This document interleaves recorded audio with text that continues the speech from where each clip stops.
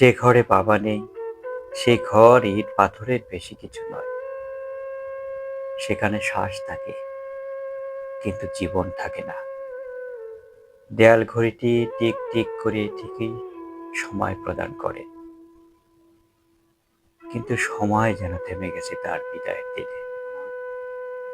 ঘরের চেয়ারটা ঠিক সেই জায়গাতেই আছে, কিন্তু সেখানে বসার কোনো মানুষ নেই।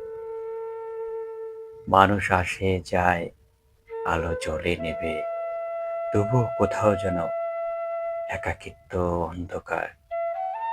কারণ বাবাই ছিল সেই ঘরের ভরসার প্রদীপ, যার স্পর্শ থেমে গেলে ঘর শুধু ঘরই থাকে, সেখানে জীবন থাকে না, আলো জ্বলে না, অন্ধকারে নিমজ্জিত হয়ে আসে।